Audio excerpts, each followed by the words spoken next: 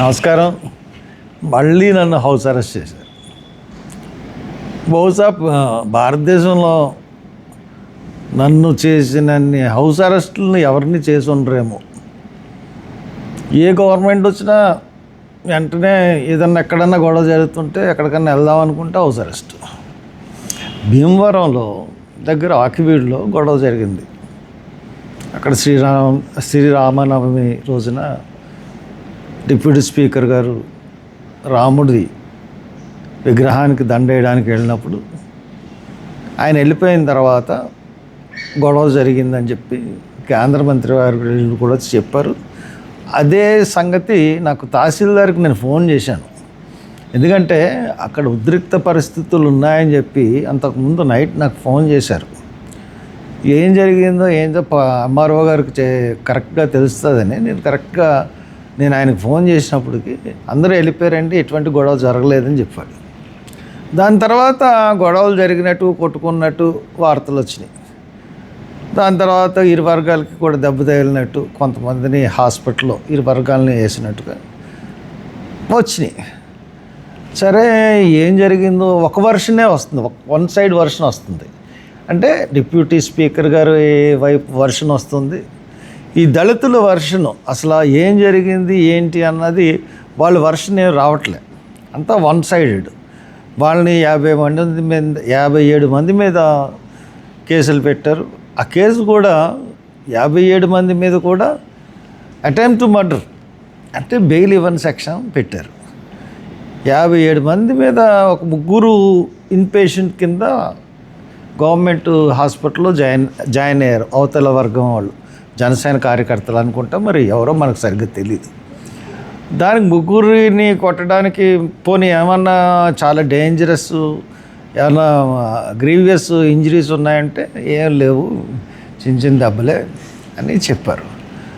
అంత దానికి ఇంత 57 మంది మీద అటెంప్ట్ మర్డర్ పెట్టడం అన్నది నాకెందుకో న్యాయం కాదేమో అని అనిపించింది. సరే, ఇంకోటి ఏంటంటే సాయంత్రం మధ్యాహ్నం మార్నింగ్ 11-12 మధ్యలో గొడవ అయితే సాయంత్రం పోలీసులు ఆ గ్రామం మీద పడి దొరికినట్టుగా పట్టుకుపోయారట.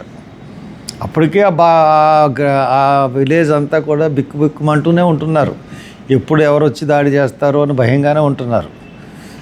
అందులో వాళ్ళందరూ వచ్చి వాళ్ళ మీద పడిపోయి పోలీసులు తీసుకెళ్ళిపోయారు. ఇప్పుడు 21 మంది పోలీస్ స్టేషన్లో ఉన్నారు. ఇప్పుడు గొడవ జరుగుతున్నప్పుడు కూడా పోలీసులు ఉన్నారు. గొడవ జరిగిన వెంటనే అరెస్ట్ చేసి తీసుకెళ్ళిపోవచ్చు. మరి గొడవ జరిగిందా ఎంత పెద్దగా మామూలుగా తోసుకుని ఉంటారు, దాన్ని పెద్ద చిలవలు పలవల కింద చేసి ఒక 2-3 కొట్టుకుని ఉండొచ్చేమో, కానీ తక్కినోడు సర్దేసి ఉండొచ్చు. దాన్ని చాలా పెద్దది అని కింద చిత్రీకరించి ఇట్లాగా గ్రామం మీద పడి ఇంతమందిని పట్టుకెళ్ళిపోవడం, చాలామంది రహస్యంగా తలదాచుకుని అబ్స్కాండ్లో ఉన్నారు. ఇటువంటి పరిస్థితుల్లో నిన్న కేంద్ర మంత్రి గారు కూడా వచ్చారు. రామాలయం కడతామని చెప్పారు. ఖచ్చితంగా రామాలయం ఇక్కడ నిర్మించి తీరుతామని. నిర్మించి ముందు వాళ్ళని కూడా ఒప్పించండి. ఇప్పుడు రామాలయం అంటే ఇప్పుడు రాముడు అంటే దేవుడి కింద భావిస్తారన్నారు. ఇప్పుడు వాళ్ళని కన్విన్స్ చేయండి. వాళ్ళు ఏమంటున్నారు, మాకు ఇక్కడ పోలేరమ్మ గొంతాలమ్మ అమ్మవారు ఉంది. గొంతాలమ్మ అమ్మవారు అంటే ఆవిడ హిందూ దేవతే. అందులో ఇంతకుముందు గ్రామాల్లో పరిస్థితులు ఎలాగ ఉండే అంటే ప్రతి గ్రామంలోనూ ఒక దేవతని పూజించుకునే అలవాటు ఉండేది. అది రిలీజియన్ కూడా ఆ జాతరలకు అడ్డు ఉండదు. అది క్రైస్తవులు ఉంటారు, ముస్లిమ్స్ ఉంటారు, హిందువులు ఉంటారు, అందరూ కలిసి ఆ గ్రామ దేవతకి జాతర చేస్తూ ఉంటారు. ప్రతి ఊర్లో చాలా ఊళ్ళలో ఆ జాతరకి ఎక్కడెక్కడ ఉన్న అమెరికాలో ఉన్న వాళ్ళు కూడా వస్తూ ఉంటారు. 5 సంవత్సరాలకు ఒకసారి, 3 సంవత్సరాలకు ఒకసారి, ఒక్కోసారి 10 సంవత్సరాలకు కూడా చేస్తారు జాతర. ఆ గ్రామాన్ని అమ్మవారు కాపాడుతుందని. కాబట్టి అక్కడ ఒక కమిటీ వేసి కూర్చోబెట్టి మాట్లాడుకుని కావాలంటే గొంతాలమ్మకి ఒక రూమ్ కట్టవచ్చు, రాముల వారికి ఒక రూమ్ కట్టవచ్చు. పెద్ద సమస్య కాదు అది. పంతాలు పట్టింపులకు వెళ్ళే సమస్య కాదు. చాలా ఈజీగా పరిష్కరించుకోవాల్సింది ఈ కులాలు మతాల మధ్య గొడవ పెట్టేయడం ఇది అంత బాలే. పైగా వాళ్ళని నిర్బంధించి ఆ ఊరిలోంచి బయటకు రాకుండా, ఆ ఊరికి ఎవరు వెళ్లకుండా 144 సెక్షన్ పెట్టి చాలా ఇబ్బందుల పాలు చేస్తుంది గవర్నమెంట్. సరే పాపం వాళ్ళు ఏ రకంగా ఉన్నారో ఒకసారి మనం భీమవరం వెళ్దాం, భీమవరానికి వాళ్ళని రమ్మందాం. ఆకివీడికి వెళ్ళడం మనం ఇప్పుడు వెళ్తే అది మంచిది కాదు.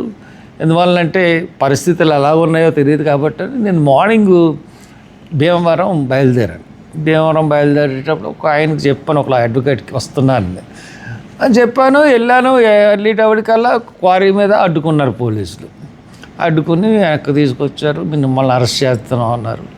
సరే హౌస్ అరెస్ట్ చేశారు.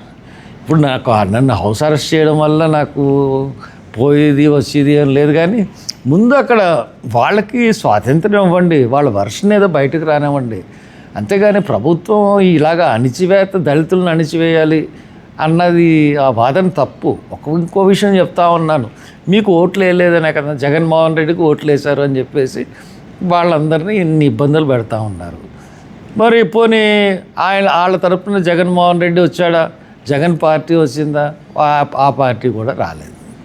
ఇక్కడ జరుగుతున్న దళితుల మీద జరుగుతున్న దాడులు, మొన్న కొందాలపల్లి కానీ ఎక్కడ జరుగుతున్నా కానీ ఎవరికి బిట్వీన్ బిఎస్ జనసేన అండ్ వైసీపీ, వైసీపీ వాళ్ళు అసలు వాళ్ళు కనీసం మాట్లాడలేదు ఎక్కడ కూడా. దళితుల మీద దాడులు జరుగుతూ ఉంటుంటే ఈ దళితులందరూ ఆ వైసీపీ పార్టీకి మరి ఒక ఓటు బ్యాంక్ కింద ఉన్నవాళ్ళు, వాళ్ళ మీద దాడులు జరుగుతుంటే వైసీపీ వాళ్ళు మాట్లాడలేదు. ఎక్కడైనా సరే ఇదే తంతు. నేను వాళ్ళ రెస్క్యూకి నేను వెళ్తున్నాను. మరి మీరు ఒకసారి ఆలోచించుకోండి. దళితులందరికీ మన చాలా స్కీములు తీసాడు జగన్మోహన్ రెడ్డి గారు. చాలా మనల్ని వాళ్ళు ఓటు బ్యాంక్ కింద చూస్తున్నారు తప్పితే అధికారంలో మీకు భాగస్వామ్యం ఇవ్వాలన్న ఉద్దేశం కూడా ఆయనకి లేదు. ఆయనకి మీ తరపున సపోర్ట్ చేస్తే హిందూ ఓట్లు పోతాయేమో అన్న ఒక భావనలో ఉన్నాడు తప్పితే మరి ఇంకోటి ఏం కాదు. కాబట్టి మీరు ఆలోచించుకోండి. దళితులందరూ ఒకసారి ఆలోచించుకుంటే మీకే నిజాలు తెలుస్తాయి.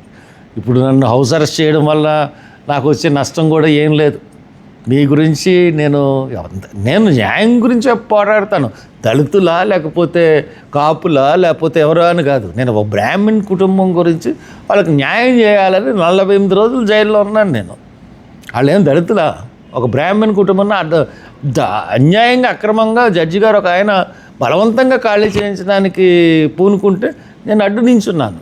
అది కక్ష పెట్టుకుని 48 రోజులు జైల్లో పెట్టారు జగన్ ప్రభుత్వం జడ్జి గారు కలిసి.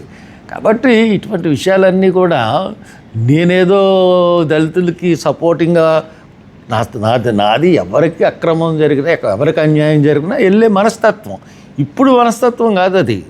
నేను ఉద్యోగం విద్యార్థి దశ నుంచి ఉన్న మనస్తత్వం.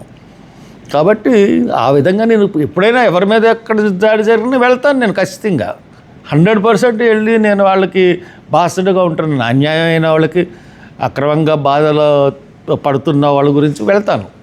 కాబట్టి మీరు ఒకసారి మీ దళితులు కూడా మీరు ఆలోచించుకోండి. ఎవరికి ఓట్లు వేస్తున్నారు, ఎవరికి మీకు రెస్క్యూకి వస్తున్నారు అన్నది ఆలోచించండి. Thank you.